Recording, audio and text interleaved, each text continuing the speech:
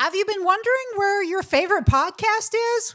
Well, we are back for season number 2 on this, the new episode of Scooch Ovaries. Scooch over. Hey, can you scooch over? You want me to scooch over? Just a little bit. Scooch. Scooch? Scooch. Scooch. Scooch Ovaries.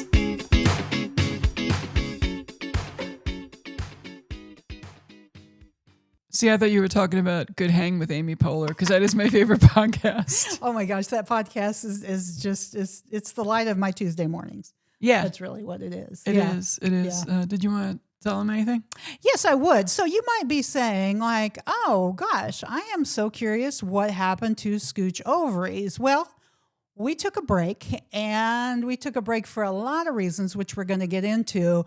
But this, for those of you who grew up in the 70s and 80s, this is what we are going to call our very special episode of Scooch Ovaries. Very special episode. There's some very serious topics that we're going to discuss, but we're going to have a little fun in it too. So I would say, do you want to talk about the main reason we took a little break from Scooch Ovaries? Yeah, it was, really it was the war in Iran.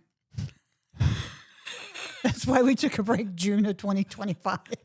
No. We could feel it in our bones. It was a coming. I got cancer. Yeah. Oh, we actually have that. We do have that. I don't want to be disrespectful. Oh, I think we're going to be disrespectful. Why would we not be This is a podcast. I guess it's true. Yeah. Yes. I don't know which button it is. It's too hard. I think it was this one. Oh, good. That's an air horn. More from the truth. Are we in the club? We're in the club talking about it. When we in the club, we all fam. That's not ours. As you can see, my good friend and co-host has a little bit of a different haircut. You, in April, May, June, early summer, you were diagnosed with a particular type of cancer. Yes. It was in April, stuff was starting to happen. And in May, I started going to doctors. And it was, I believe, June 2nd of last year when I was given the diagnosis of, drum roll, which we probably have. On June 2nd, around, I was diagnosed with pancreatic ductal adenocarcinoma. What? It's pancreatic cancer. I had a tumor on the head of my pancreas. And it wasn't anything that runs in my family. Yeah, you were kind of an anomaly as far as this particular cancer. I was an anomaly. I'm like, I'm not Patrick Swayze or Alex Trebek or a number of Sally Ride. Oh my God, I watched her documentary after I was diagnosed. And I was like, this lady is so awesome. Look at her. She's so great. She went to space. She's the coolest lady ever. And she's a lesbian. And then she was jaundiced. And I'm like, do not tell me. And she tragically died of the same thing I have. Oh, and you found all this out while you were battling pancreatic cancer? Yeah. I found out that she died. Yeah. Oh. What? Sally Ride, you mean? Yeah. You found out that she had pancreatic cancer whilst you were having pancreatic cancer. Oh, no, it was a long time ago. She died a while ago. It was years ago. I just happened to watch a documentary to take my mind off my cancer. That's where I was going. And she literally had the same cancer. Okay. That's where I was going with that. Yeah. And that was kind of annoying. But, what are you going to do? Here's the thing. There is no instruction booklet that they give you when you get diagnosed with cancer. You are just told to do your best and stay positive and avoid stress. I'm like, well, you just told me I have cancer. You gave me the most stressful thing I've ever dealt with in my life. Yeah. Yeah. Yeah. And then, of course, my first concern is what's going to happen to my hair. Not will I die? Will there be horrible chemo side effects besides the hair loss? Is what's going to happen to my hair? That was the number one with a bullet. And I didn't have Jacqueline Smith Farrah Fawcett hair before. It was quite frizzy. No, you have good hair. You have good hair. Don't disrespect old girl. There was some good hair on there. Did you call me old girl? I was calling your hair old girl. Oh, dude, that's just this Midwest shit that you do sometimes. What's the one I love? Skit Scat. I got a Skit Scat. That's my favorite. Got a skit scat. Yeah, so I got diagnosed with cancer and I didn't know anything about it. So I immediately Googled it and found out, well, I'm going to be dead in like 10 minutes because Google is the devil. Yeah, it gets scary, but I think probably that's a very human thing to do, especially in the year of our Lord 2026. Well, I guess this happened in 25. But you're like, oh gosh, I got diagnosed with this. Let me find out everything. And unfortunately, you do find out everything. And with any type of sickness or cancer, it's very nuanced because your pancreatic cancer isn't the same as someone else's pancreatic cancer, where you got that, how you got it. So everything's a little different. It is. So one of the things you do when you get something like this diagnosed is you try to figure out, how did I get it? And on top of genetic testing that was done, which I'm glad they did, there was zero reason genetically for me to get this. And then I looked it up and it said smoking. And I'm like, gosh darn it. Smoking? How could smoking, my old friend, have done something like this to me? But smoking tends to cause cancer. And to all those people who are my friends and family who didn't know I smoked, we probably weren't very close because I smoked for like 30 years off and on. You weren't paying attention. When I first met you, you were definitely a smoker. Oh, yeah. Yeah, I was like trying to get you back into it. Like it was like a cult. Like, hey, it's like Mary Kay. It was like Lululemon. You should try this one. You don't get cancer from the Virginia Slims lights. They're for ladies. Next thing you know, you've got a garage full of Virginia Slims lights. And you can't offload them. Yeah. No one, because they were $9, $10 a pack. So you find out cancer probably played a part. And then you start to see, oh, being overweight could have played a part. Oh, diet could have played a part. So here's the thing. And I just want to tell everybody, whether you've been diagnosed with cancer or anything else in life, it's not your fault. You didn't do anything to make that happen.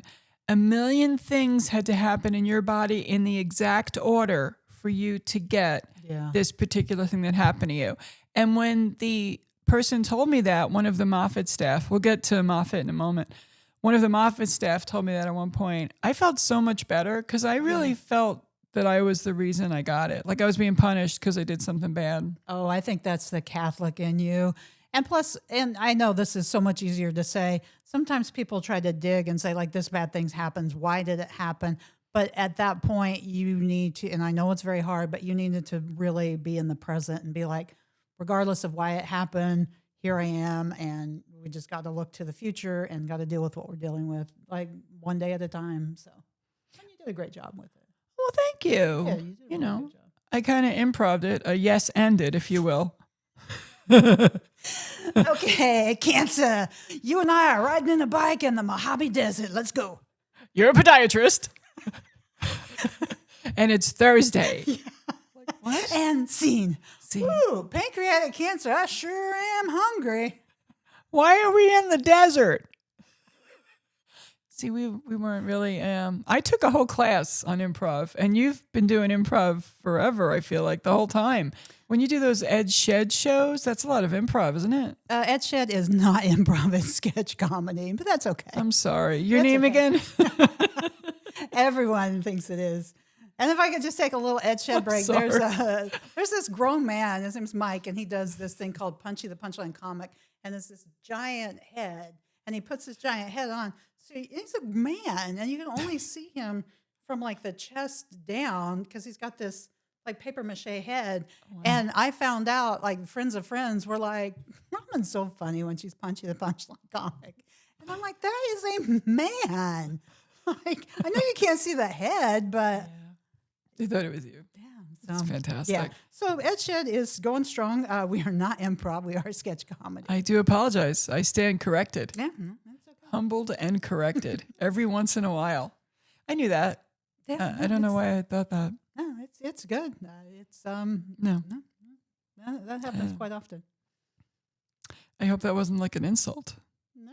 No, because improv is improv.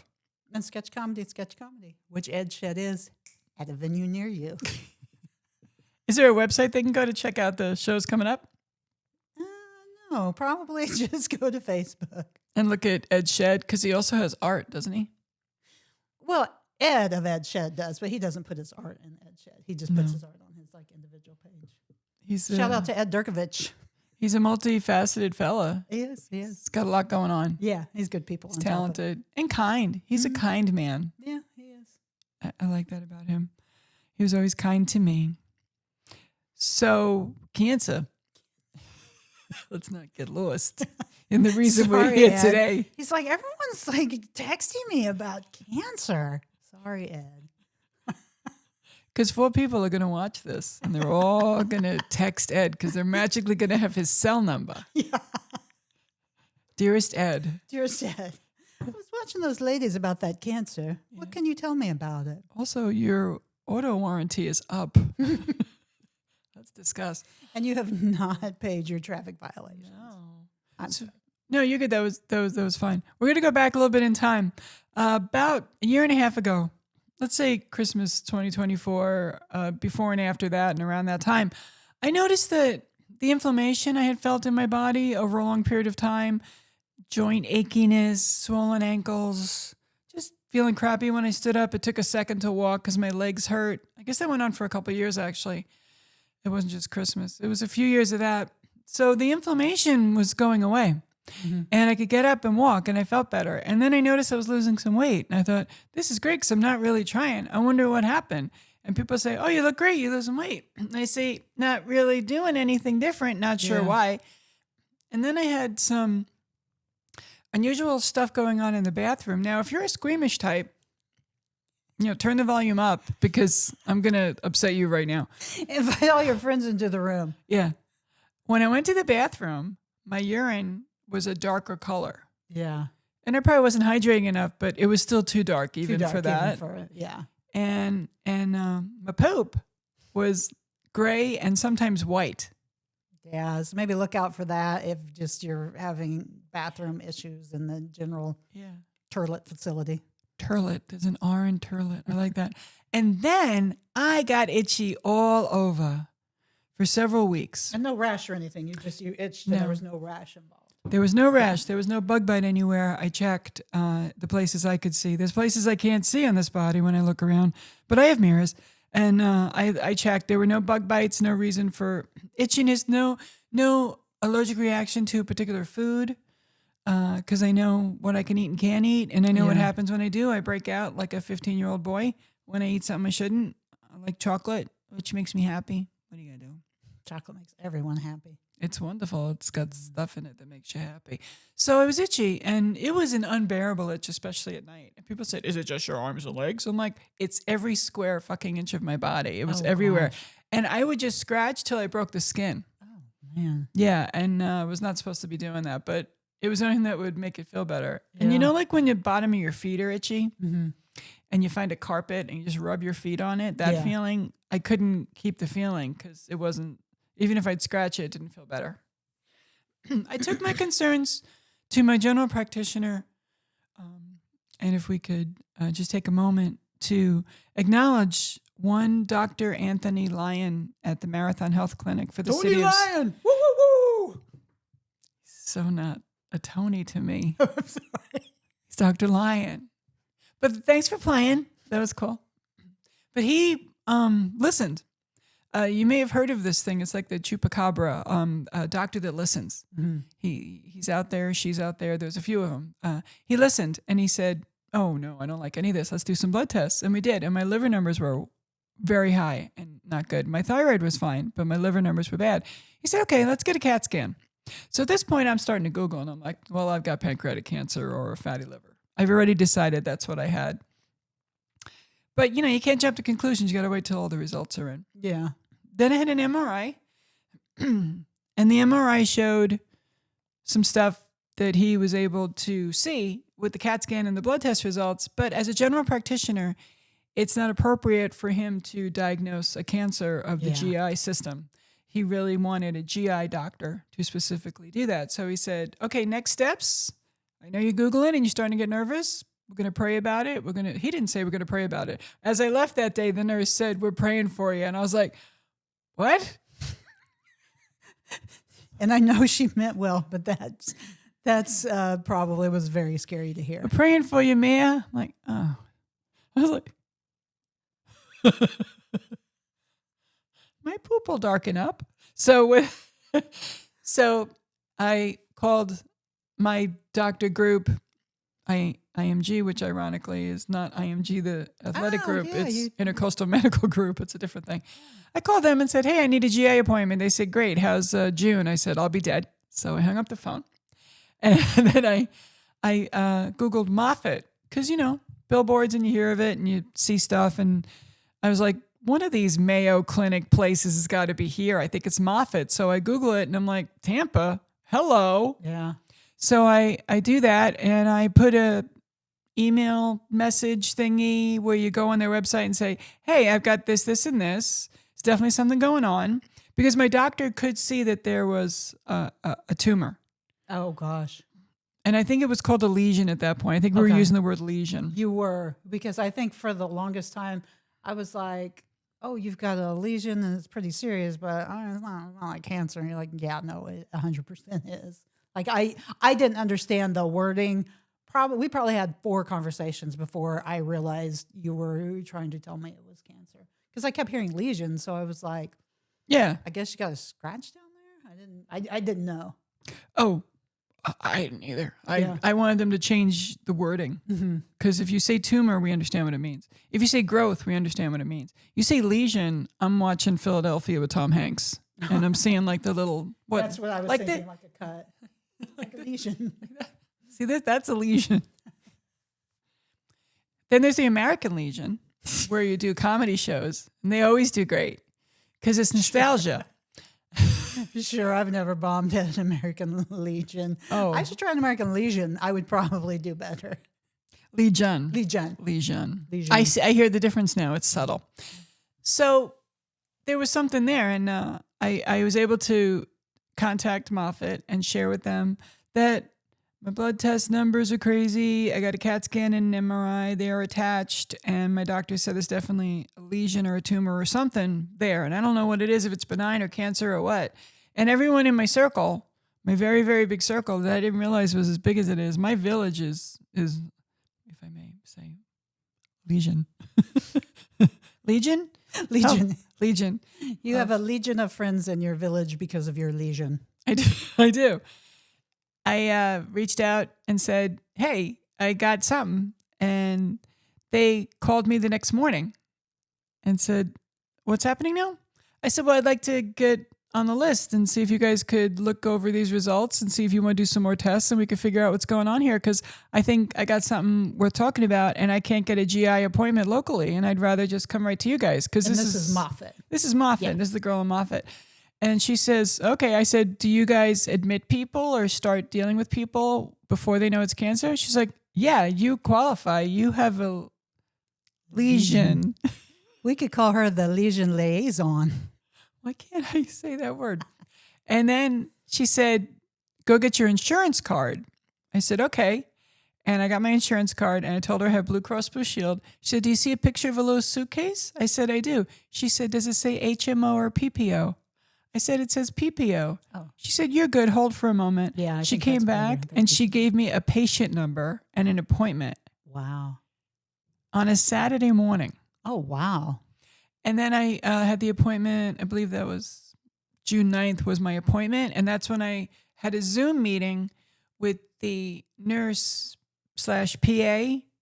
for the surgeon who does the pancreatic cancer surgeries, which are the open Whipple surgeries. Okay. Which are when they,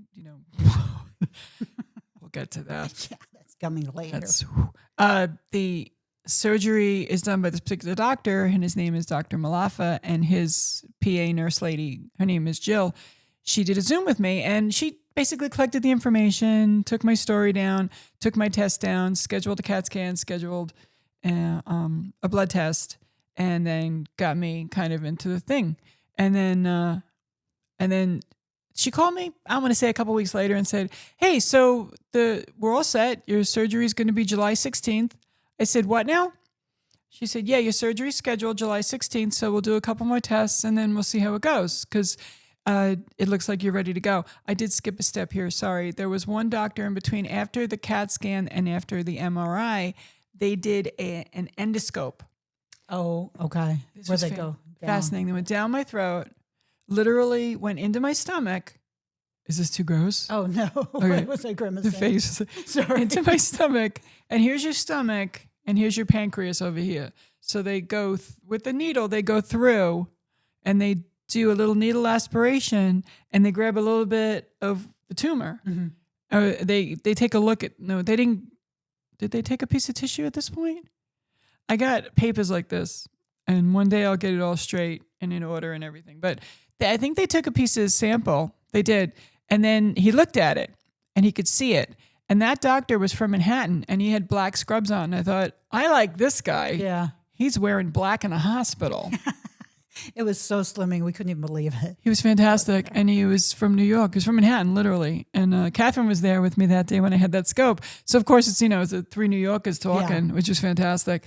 And he came in to us after that scope was done. And he said, it's resectable, which at this point I've looked up because that's what I'm hoping. Because if a tumor is resectable, that means it has clean edges and they can operate on it and get it out clean and not take anything along that's going to cause a problem. That was good news when you heard that. Very good news. It's resectable. So I had to wait. And he said, it looks good. It's resectable. This is in person, like on a Monday. On Friday, he called me and said, it's definitely pancreatic cancer. We know for sure. Pancreatic adenocarcinoma. So that's when I got the real diagnosis. Okay. But in between the scope and me getting the call from that endoscopic surgeon guy, I spoke to two nurses for Dr. Malafa, and they both told me that it was cancer because they did a biopsy on the tissue sample. But, things like that happen. Things go out of order. That happened a lot. Much like healing, nothing's linear with cancer care. Nothing's linear in life, really, right? Yeah. We'd like it to be, but, it's going to go up and down. It's a roller coaster. Well, to quote the great Paula Abdul, you take 2 steps forward, you take 1 step back. That's a matter of fact. You can even ask DJ Scat Cat. I was going to say, is that the cat one? Oh, my God. It's fantastic. When I was a born-again Christian, there was a book by, I want to say Chuck Swindoll, and it was called 3 Steps Forward, 2 Steps Back, I think. I could have that backwards. Maybe it was 2 steps forward, 3 steps back. And there's also a Bruce Springsteen song, so everybody uses that thing. I definitely got the Charles Swindoll title wrong, but it doesn't matter. This isn't about that. So they said, yeah, it's cancer. We're going to, and then, but he said, it's looking good. So then they do some blood tests, and then they do comparisons, and the tumor board gets together where all the doctors look at your particular case and decide what to do. So at this point now, it's June 9th. I know I got cancer. Let's go get it. Surgery is July 16th. Woo woo, let's go. So while I'm preparing for this in my head, I'm like, this is bad. So I'm like buying the food you need for post-surgery. And this is July. Yeah. Yeah. I'm turning 62, so I'm excited about that. Yay. I don't know. We'll see 63. Yeah, you will. I didn't. I'm not there yet. Actually, it's July. Yeah. We're going to keep on chugging.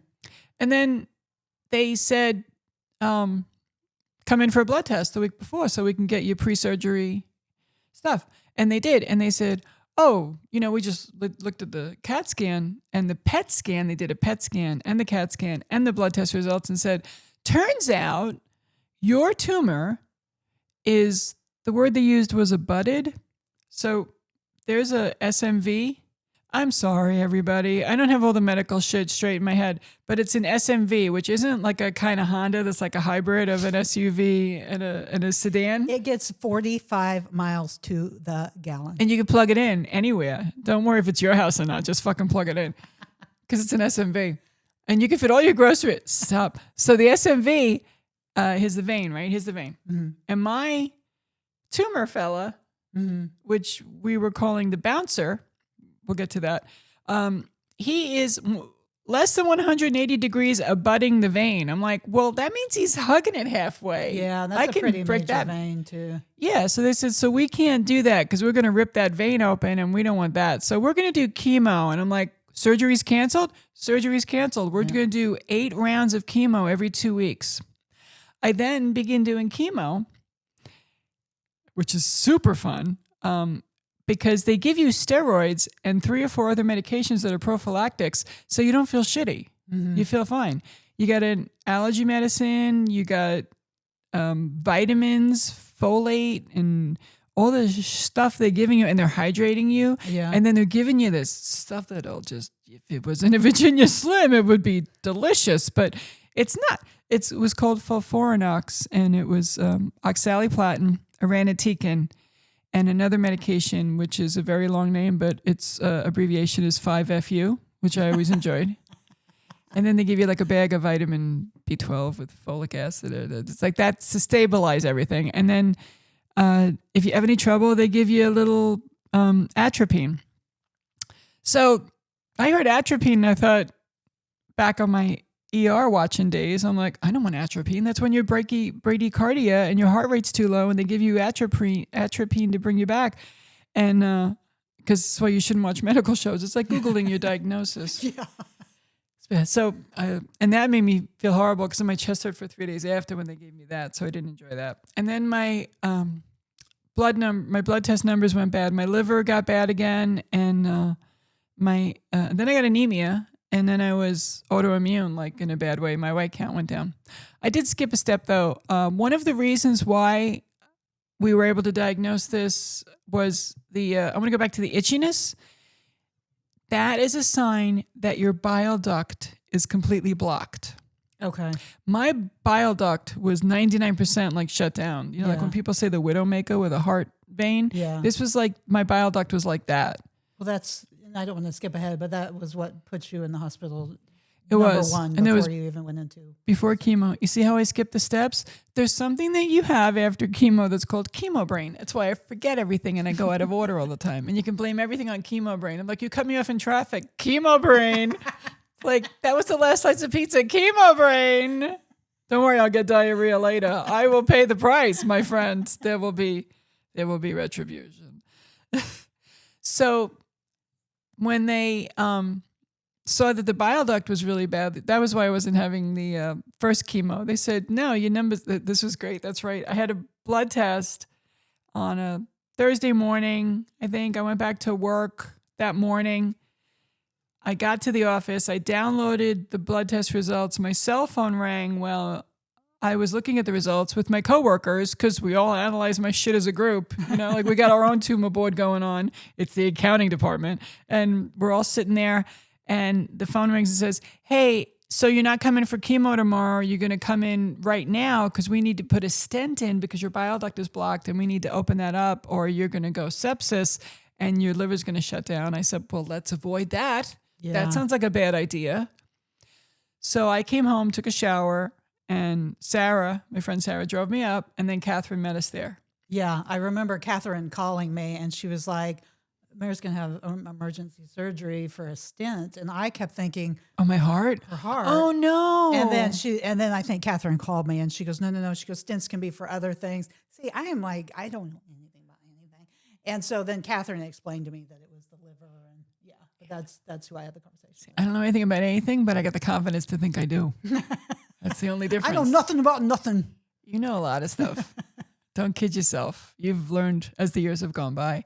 So I get a stent. I'm like, what's that? It's literally a metal straw that they jammed in the bile duct. And I'm like, what? All right, that's great. Oh, and here, put this in your wallet because you can't go through x-rays at the airport anymore because you're going to have to get wanded. I'm like, ugh. My mother had that because she had a rod in her back. Oh, okay. From back surgeries. So I get a stent, and at this point, I'm so fucking yellow that Catherine started calling me Mary Simpson, like The Simpsons. Shout out to our girl Catherine. Yeah, Margaret and Max come to visit. Go, oh, you're yellow, and I'm like, great. And all I'm doing is going in my primary bathroom and looking in the mirror and be like, I look fine, because it's a yellow bathroom. I can't tell I'm jaundiced because I'm standing in front of a yellow wall. Yeah. And this is a funny story that I enjoy telling, but when I was in the hospital a week after the stent, because I gained 16 pounds of water, and the water stayed in my legs. It wasn't in my ankles. It went up past my knee, and then it went to like halfway up my thigh, and I could barely bend my leg, and everything hurt because I gained 16 pounds of water. That's a lot. from the IV from the stent because I was in the hospital over 2 nights. The IV water wasn't going anywhere; it was staying in your body. Well, or blood and whatever. It just wasn't flushing. So I decided I need to go get an IV Lasix treatment from Moffitt. So I went for a blood test in Ruskin that day because I was due for one of those because it was a week after the stent surgery. And then I drove myself from Ruskin to Magnolia, the other Moffitt Center in Tampa, and went to the urgent care where they took me for the stent. And I said, hi, I have edema and I need an IV of Lasix to relieve the water pressure because I don't want to throw off a clot or, drown. And they said, well, we don't know if that's the diagnosis. I said, yeah, that's what I need. And then they did an ultrasound of my legs to make sure I didn't have any thrombosis, embolisms, clots, anything that would cause the swelling and the blockage, but they were equally filled up. Like you could measure them and they would be the exact same measurement. I could tell by looking at them. And they were huge. And they did that. And then the nurse PA lady came in and said, so we're going to give you an IV of Lasix. I went, oh. That's what I said. Yeah. That idea. And they did. And they gave me a bottle to take home. And before I left the hospital, I peed 4 times. And I had to stop on the way home to pee because I was alone driving home from Tampa to Bradenton. And the next morning I woke up and I had lost 8 pounds. And this is the first time of many times where Robin and I will look at the camera and say, if you think something's wrong and you're not being taken seriously, tell them to look again and to keep checking because you have to be your own advocate.